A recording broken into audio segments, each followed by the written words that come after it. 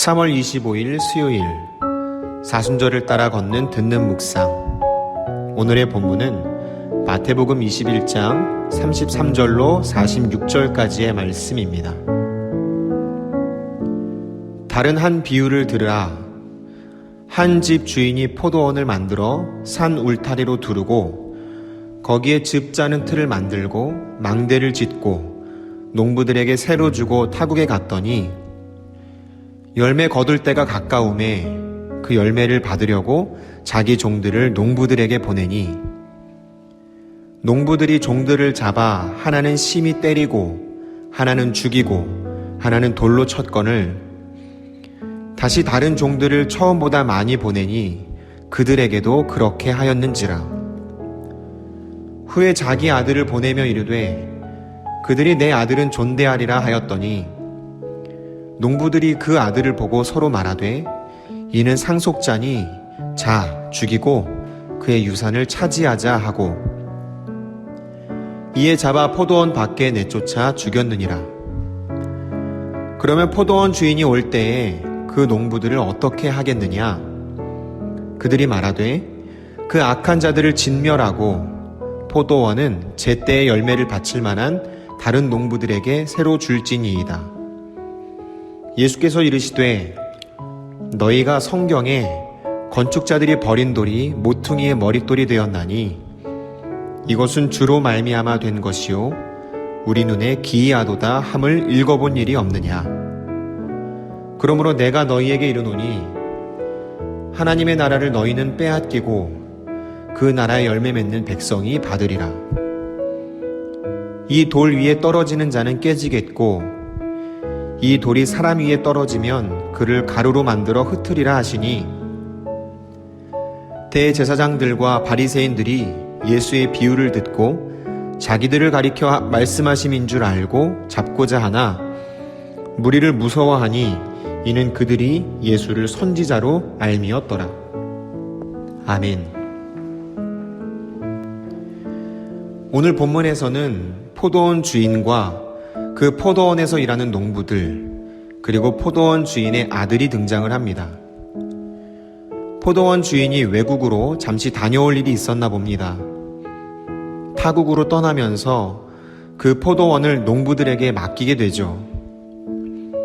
그런데 여기에서 우리는 잊지 말아야 할 것이 있습니다. 지금 이 포도원의 주인이 바뀌었을까요? 아닙니다.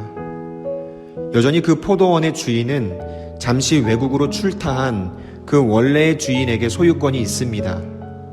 잠시 맡긴 것뿐이죠. 일하는 농부들이 그 포도원의 실질적인 업무를 다 한다고 해서 소유권이 그들에게 있는 것은 아닙니다. 소유권은 바뀌지 않았어요. 그런데 이상한 일이 벌어집니다. 농부들이 마치 주인인 것처럼 주인 행세를 하기 시작하는 거예요. 외국으로 떠난 주인이 그 포도원에서 수확된 열매를 받으려고 사람을 보냈는데 농부들이 그 사람을 돌로 쳐서 죽이는 사건이 일어납니다. 그래서 그 주인은 더 많은 사람들을 다시 보내죠. 그런데 농부들은 그 사람들까지 다 죽입니다. 주인이 화가 날 법도 하죠. 그런데 주인은 한 가지 더 방법을 생각합니다. 아들을 보내야겠다. 내 아들 말은 듣겠지.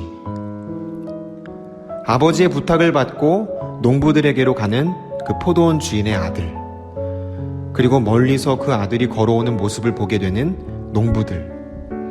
과연 농부들은 그 주인의 마음을 이해하게 될까요? 그런데 그들의 모습이 38절에 이렇게 나옵니다. 이는 상속자니 자 죽이고 그의 유산을 차지하자. 농부들은 아들까지 죽이려고 마음을 먹습니다. 그리고 결국 그들은 주인의 아들을 죽이게 되죠. 예수님께서 이 비유의 말씀을 하시고 나서 사람들에게 묻습니다. 자, 과연 아들을 잃은 그 포도원 주인이 농부들을 어떻게 하는 게 맞겠니? 사람들이 대답합니다. 그 농부들을 진멸해야죠. 농부들에게 처벌해야죠. 가만히 두면 안 되죠. 우리의 생각으로도 그렇지 않습니까? 이런 억울한 일이 도대체 어디에 있을까요? 농부들의 모습은 괘씸하다 못해 이건 상식적으로도 이해가 되지 않기 때문입니다. 여러분, 과연 그 포도원 주인은 농부들을 어떻게 했을까요? 두 가지 질문을 드릴 테니 함께 생각해 보기를 원합니다. 오늘의 이야기 속에 등장하는 포도원 주인의 아들이 바로 예수님이셨죠. 지금 예수님은 자신이 죽게 될 걸 미리 이야기하고 계셨던 겁니다. 마땅히 벌을 받아야 할 그 농부들의 모습은 우리의 모습일 수 있습니다.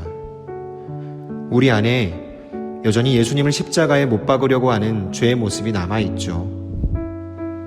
우리는 어쩌면 하나님이 우리를 용서해 주셨다는 사실을 참 당연하게 생각할 때가 있는 것 같습니다. 오늘 포도원 주인이 과연 농부들을 용서하는 게 쉬웠을까요?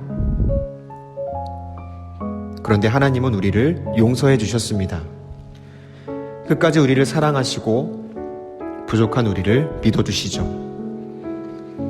첫 번째 질문입니다. 하나님에게 우리는 어떤 존재일까요?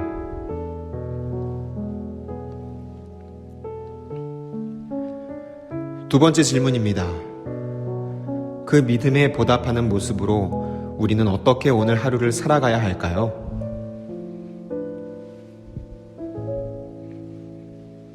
우리를 믿어주시는 그 하나님의 믿어주심을 기억하며 오늘 하루를 살아가는 저와 여러분 되었으면 좋겠습니다.